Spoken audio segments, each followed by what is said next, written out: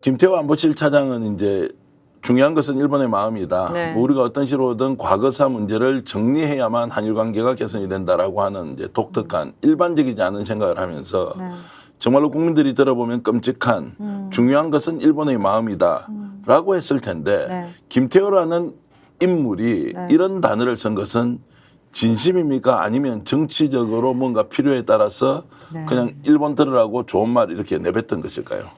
저는 진심이라고 생각해요. 진심이다. 왜냐하면 이전에 김태호 씨의 행보나 글들을 볼 때 솔직히 저희 이제 학계에서는 이분이 다시 이 정치권에 들어갈 때 이 사람은 그냥 일본 사람이다. 일본에 아주 훌륭한 분들도 계시잖아요. 그러니까 그렇게 말하면 좀 어폐가 있지만 일본 우익과 같은 생각을 가진 사람이다.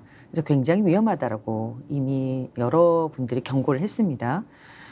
그리고 이미 2023년에 한일 정상회담을 도쿄에서 하잖아요.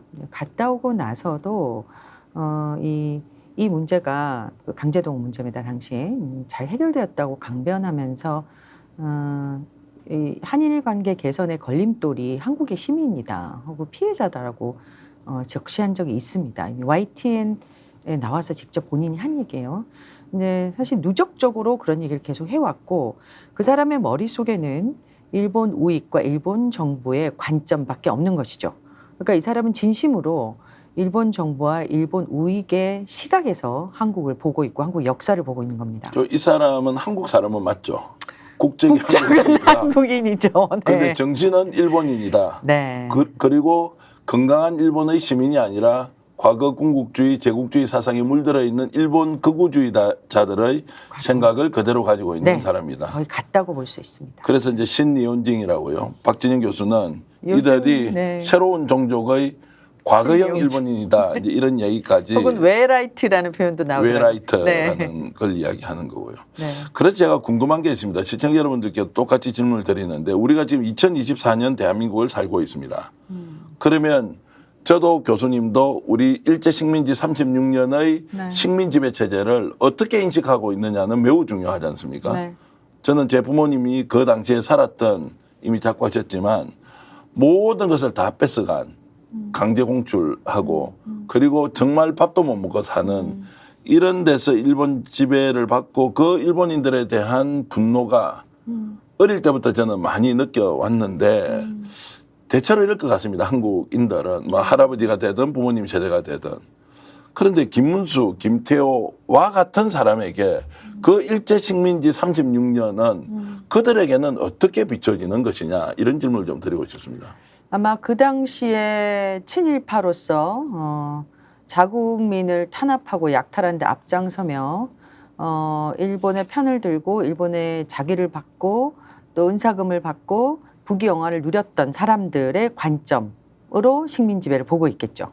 그러니까 그 사람들은 가난하고 못 사는 조선을 일본이 와서 근대화시켜줬고 그리고 그 덕분에 우리가 잘 살게 됐고 본인들은 뭐 잘 살 수 있었겠지만 네.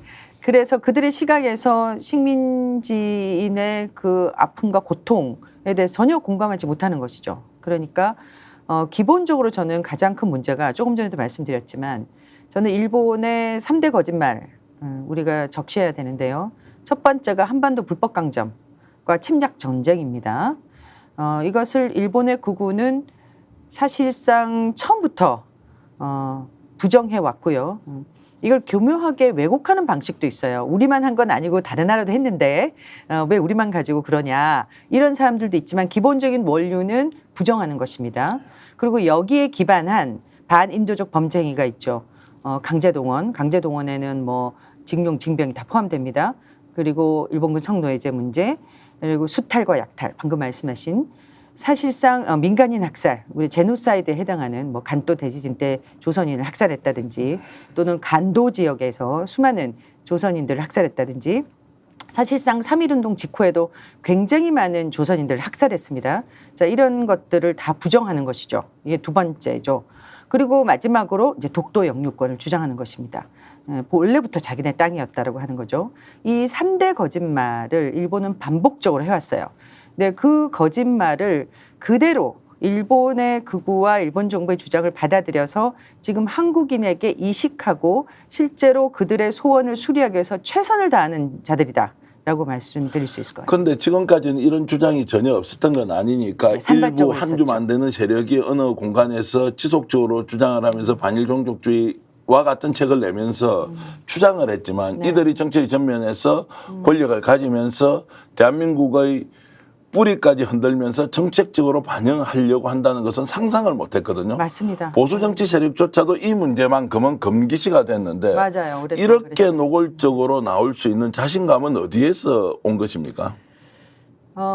일단 윤석열 정부의 속성과 관계있을 것 같아요. 이제 윤석열 대통령 자신이 우리 유시민 작가님도 말씀드렸지만 굉장히 어리석은 자죠.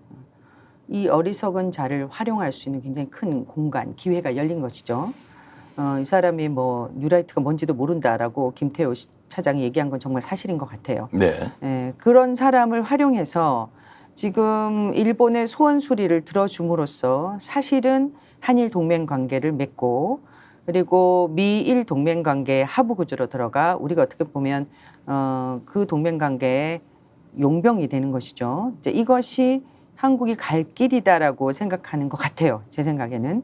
그리고 그것은 궁극적으로 보면 말씀하신 대로 그걸 실현하기 위해서는 역사를 부정하고 민족 정체성을 흔들고 혹은 훼손하고 대한민국의 이 모든 우리가 근대화 과정에서 쌓아 올렸던 민주주의의 꽃 그런 인권을 향하는 과제 이런 것들을 모두 다 훼손함으로써 결국은 일본에 종속시키려는 것은 아닌가.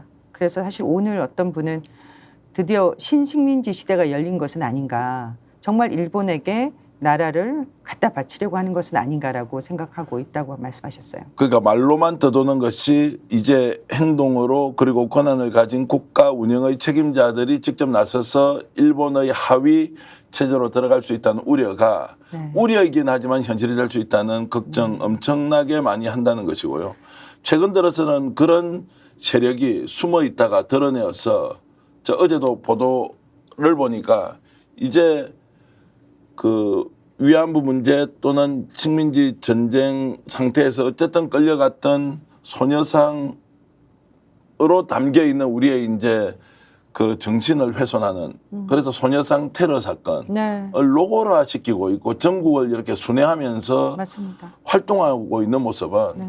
야 정말 이거 뭐야 조금 있으면 정말 일장기 걸어놓고 대일본 제국 만세 뭐 덴노 네. 예, 이제 이런 식으로 갈 수도 있지 않겠나라고 하는데 이런 소녀상 테러 사건이 집단적으로 연이어서 이루어지는 그런 배경은 뭐라고 보십니까? 그러니까 이 사람들이 아까도 말씀하셨지만 뭐 일부 학자라고 칭하는 사람들이나 또는 한국 사회 일베류에 속하는 사람들일 거라고 우리가 생각했잖아요. 근데 지금은 권력 중심부에 이런 분들이 있고 끊임없이 다양한 방식으로 공식적인 장소에서 똑같은 내용을 발신하고 있어요. 스픽스는 말하는 언론입니다. 대세는 유튜브, 그중에서 스픽스. 좋아요, 댓글, 구독, 알림 설정.